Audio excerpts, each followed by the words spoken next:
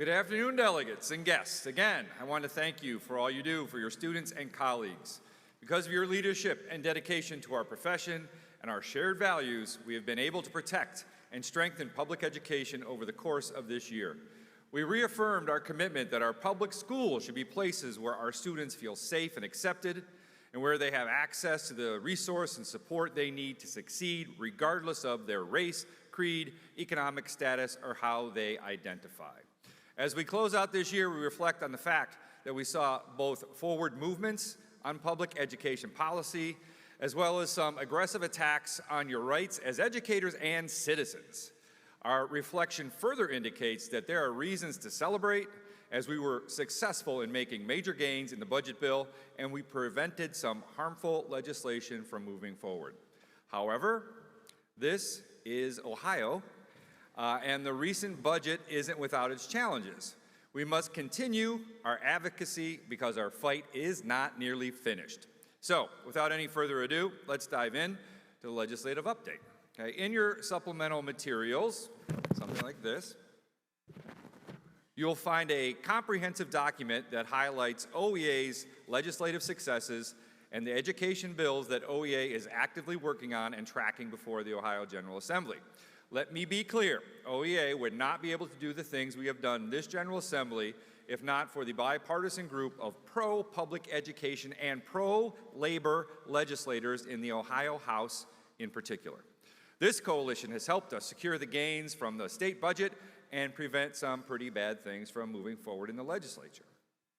On July 3rd, 2023, Ohio Governor Mike DeWine signed House Bill 33, the state budget for the fiscal years of 24 and 25. The final budget bill contains the House-passed version of the Fair School Funding Plan. This version updates the base cost inputs to fiscal year 2022 and continue years 3 and 4 of the phase-in of the plan. This was OEA's top budget priority for the 135th General Assembly. It is estimated, as President DeMauro said, this will increase public education funding by approximately $1 billion over the 2-year period. Additionally, because of OEA member engagement and advocacy, we were able to obtain the following positive public education policy changes. The budget authorizes and appropriates $500,000 for an economically disadvantaged student cost study, increases the state minimum teacher salary from $30,000 to $35,000, creates a Grow Your Own Teacher program to help high-need schools recruit and train qualified educators from their own staff and community, returns local control to Lorain City Schools. OEA advocated for and will continue to advocate for the removal of Youngstown City Schools and East Cleveland City Schools from their academic distress commissions because this was not included in the final version of House Bill 33. It expands the free breakfast and lunch program to any student who qualifies for reduced meals, making major advances to combat childhood hunger. And finally, after years of advocacy from OEA and members across the state, the Ohio General Assembly included OEA's request to end mandatory retention under the 3rd grade reading guarantee.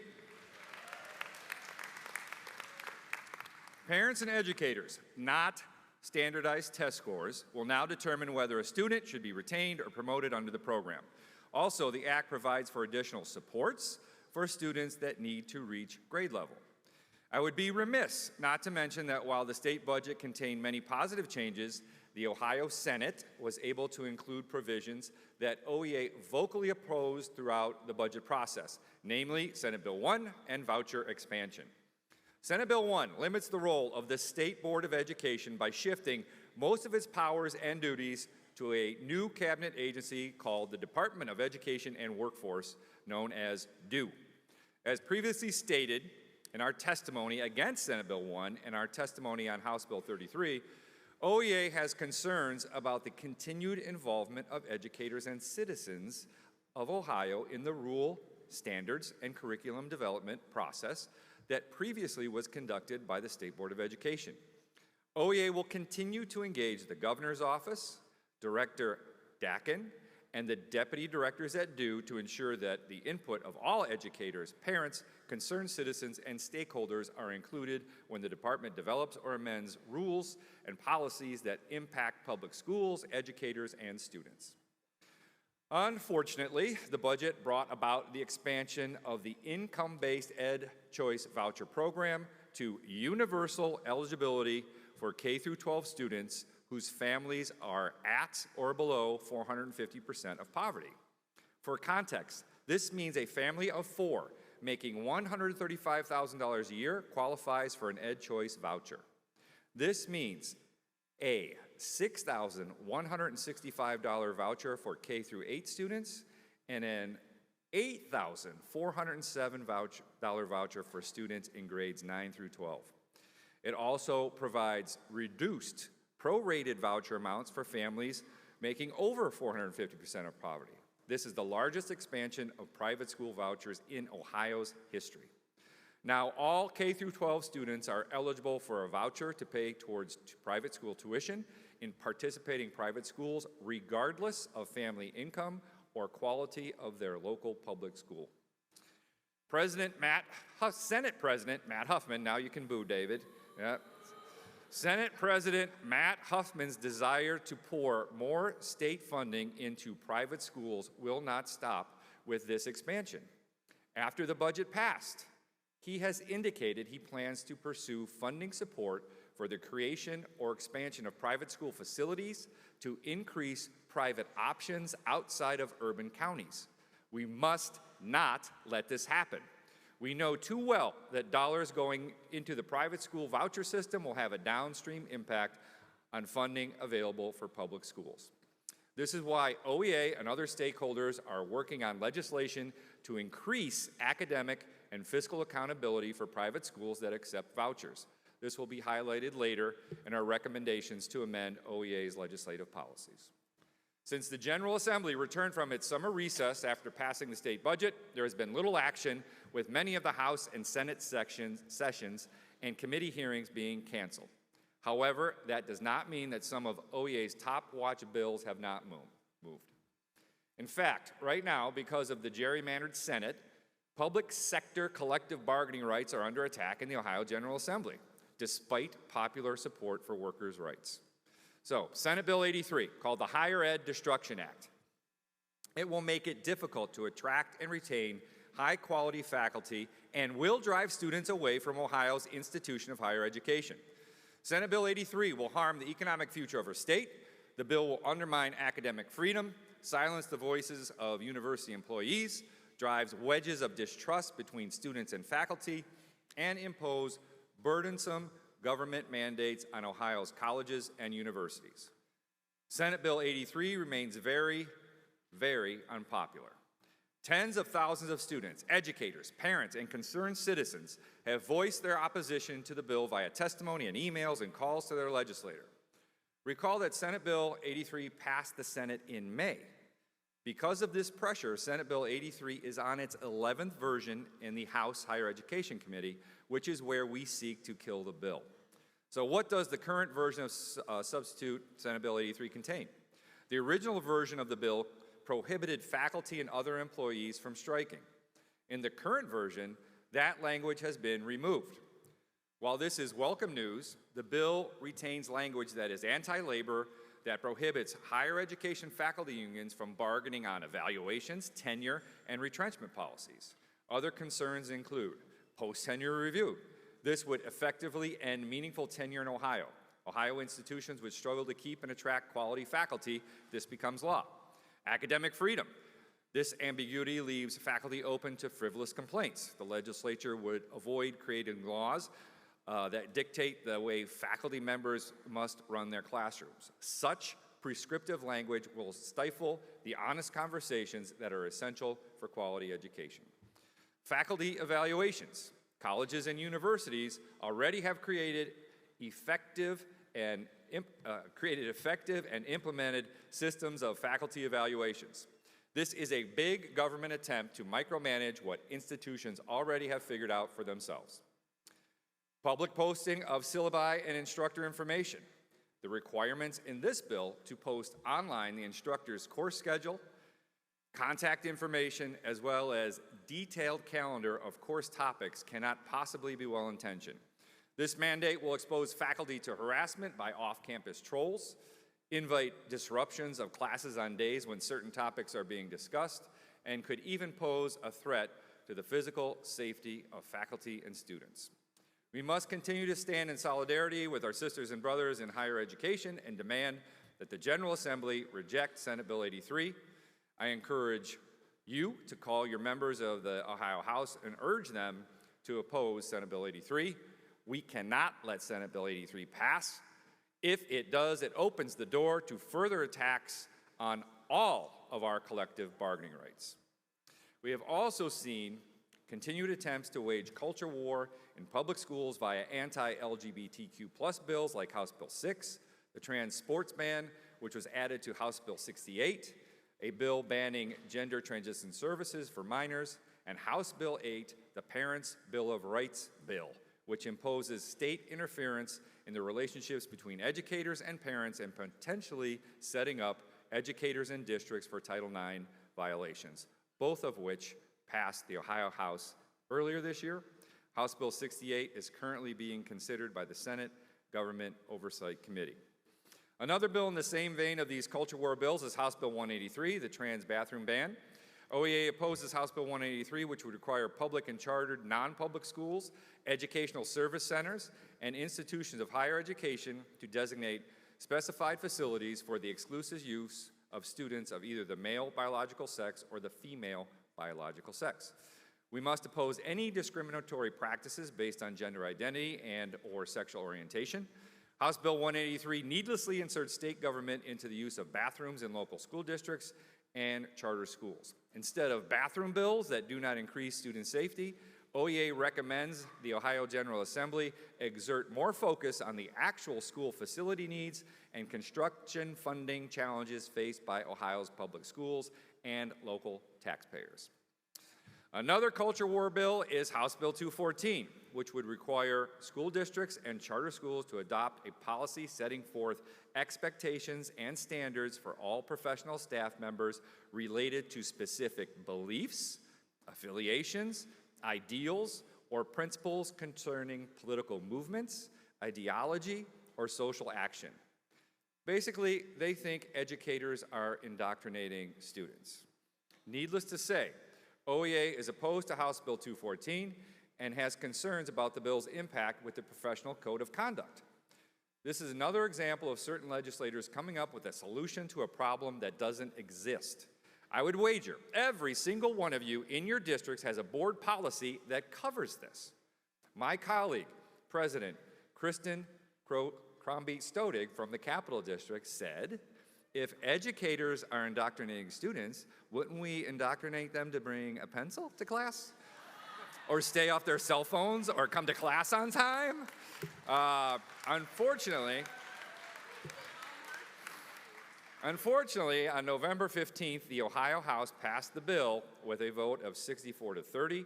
The bill now heads to the Senate for consideration.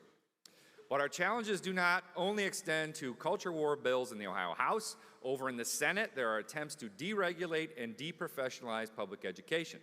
Senate Bill 168 proposes wide-ranging changes that intend to provide regulatory flexibility to school districts across the state. Regulatory flexibility. These changes would impact standards for hiring educators, teacher evaluations, professional development, dyslexia intervention training, and non-teaching staff reductions. The bill is currently being considered by the Senate Education Committee. Our main concerns with the bill include it would allow districts to employ non-licensed individuals as classroom teachers if they hold a master's degree and complete an exam prescribed by the state board. The elimination of seniority as a preference in non-teaching staff reductions, or RIFs. The elimination of supplemental contracts to teach classes outside of the normal school day. Amends eliminating the need for a senior professional educator or lead professional educator to hold at least a master's degree. OEA opposes Senate Bill 168, and we are attempting to work with the bill's sponsor to eliminate the provisions that undermine the ability of students to have access to high-quality student services. Finally, House Bill 279, the bill requires installation of seat belts on all school buses over a 5-year time frame. OEA has historically opposed mandatory seatbelts in school buses, as buses are designed to be extremely safe without seatbelts, with the design concept of compartmentalization. Additionally, seatbelts on school buses carry their own safety risks. Students might become trapped upside down in rollovers or other possible injuries related to the restraint. In cases of emergencies or fires on the bus, a safety restraint may prevent students from safely evacuating a bus in a timely manner. OEA is concerned about the extra responsibility that would be placed on bus drivers, aides, or other staff to ensure that bus passengers are properly restrained while maintaining already time-taxed bus routes due to transportation, staff, and vehicle shortages. OEA is opposed to House Bill 279 and urges that the Ohio General Assembly consider the recommendations of the Governor's Ohio School Bus Safety Work Group before passing a measure like House Bill 279. Several OEA ESP members provided personal statements sharing their concerns. We would like to thank Barb Armour and Jennifer Hine from the Brunswick Education Support Professionals Association, Stephanie Griffith from Northeastern Local Association of School Employees in Clark County, and Margie Stevens from Lancaster School Support Association for providing comments to support OEA's testimony on House Bill 279. Mr. President, that concludes my legislative update, and I stand for any questions before previewing OEA's new legislative scorecard for delegates. Thank you, Jeff. If you have a question for Vice President Wensing on the legislative report, please make your way to a microphone. I don't see anyone moving to a microphone, so Jeff, I'm going to turn it back over to you. Thank you. Okay, so we have a new tool, a legislative scorecard. Okay, Dan and I are going to do like a two-man. We're going to attempt to do a two-man show to preview the legislative scorecard.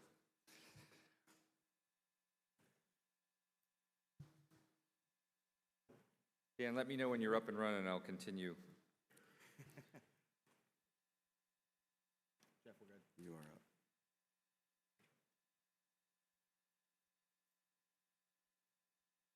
I think this is a really cool tool. We've previewed it at the OEA Legislative Committee, the Legislative Open Hearing, the OEA Board of Directors had a little preview. I think you're going to like it. You up and ready to go? Okay, Elaine. It is now time for an NBI update on the legislative scorecard. Last year, you charged OEA governance and staff with the task of updating OEA's legislative scorecard. At the December 2022 Fall RA, delegates approved the Know Your Legislator new business item. This NBI required that OEA staff and/or officers will rebrand, create strategies for promotion, and add to the functionality of the OEA Legislative Scorecard website to allow for increased member engagement in legislative advocacy and member lobbying. The increased functionality shall create the ability for reviewing important priority legislation OEA tracks that is relevant to education, the legislators who propose it, and how legislators voted on it. So after a lot of behind-the-scenes work, review, and design, we're excited to introduce the newly updated OEA Legislative Scorecard that can be accessed through the OEA website under the Get Involved tab. The new page provides an updated, user-friendly interface that allows users to explore legislative insights and bill impact on public education. All right, Dan, you ready to try this? Let's go. Okay. The underlying database also for extended, the underlying database also allows for extended data, permitting a deep dive into legislative actions for public education, allowing users to find real-time updates to the latest policy changes and decisions on important bills. Here we go. Once you click on a bill, what are we clicking on, Dan? Senate Bill 83? Okay, click on the bill. You are taken to the Bill Track 50 page. There it is. You can see a summary of the bill,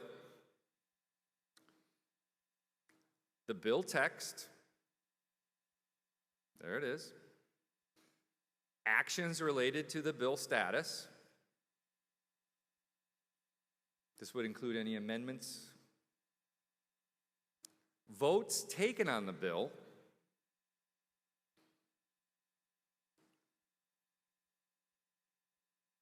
documents, and any relevant committees. So let's take some time to get to know your legislator. You'll see on this page, they've got this score between 0 and 100. 0 to 49 is red, 50 to 100 is green. Okay? So the new page will allow you to click on a legislator's page or look up a legislator to see how they voted on OEA's tracked legislation. So I think we've chosen Representative Hillier from ECOEA. I think Carol Kinsey knows him. So when you click on a specific bill, you can see who has sponsored that legislation. So there's Representative Hillier. You see how he stands. If you go scroll down, Dan. There's House Bill 214 or House Bill 33. Let's go to, how about Joint Resolution 2. So you can see Senate Joint Resolution 2, that was the piece of legislation that allowed the special election in August. And you can see that on the main piece of legislation, Representative Hillier voted no. And you can see that is the way that we recommended. So he opposed it. We recommended opposition. He voted no, so the score is in green. So it also has the amendment. The amendment added the original bill was the 60% threshold, and the amendment was the August election. So both of those votes are on there. You can see that we opposed each of those, and he voted our way. Again, those are highlighted in green.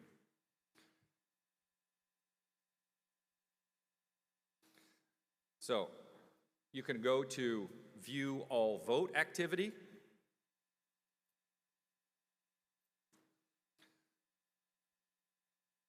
And that way you can see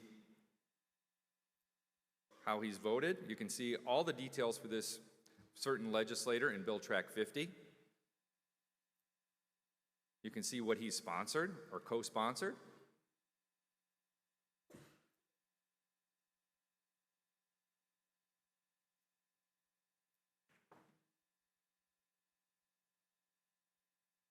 You can see their contact information, social media, the history in the General Assembly. So let's go back to his score, Dan. So as mentioned, you can see that the score in this General Assembly is 96, 2023 score. So the new page also draws in scores from previous scorecards from the 133rd and 134th General Assembly to create a lifetime score for legislators currently in the General Assembly. This will allow you to see a composite score for how legislators support or not support our positions on legislation. Lastly, we've integrated an access and issue support score for members of the General Assembly to grade them on their willingness to work with OEA members and staff on important legislative issues. This score proposes to assign a 0 to 3 score that is an additive and could increase the overall score given to legislators, but never decrease it. The rubric for the score is as follows. 0 is no change.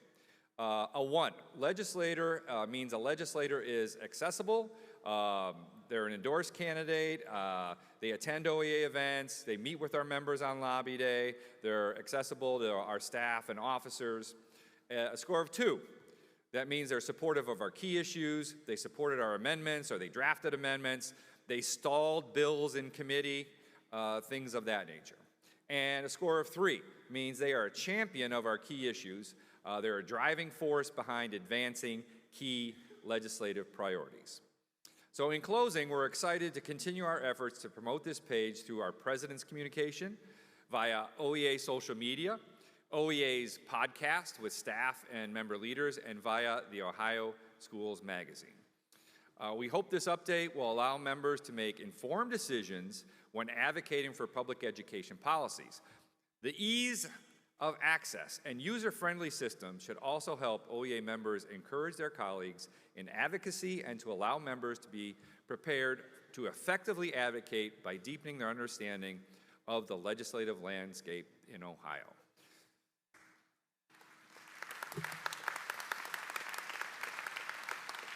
Yeah, just as an aside, I think this will really be a great tool for not only yourselves, but to take back to your local, talk to your members. I know it's difficult to talk about politics and why certain candidates are endorsed or not endorsed. This will really help in that process when you want to have those conversations with your members.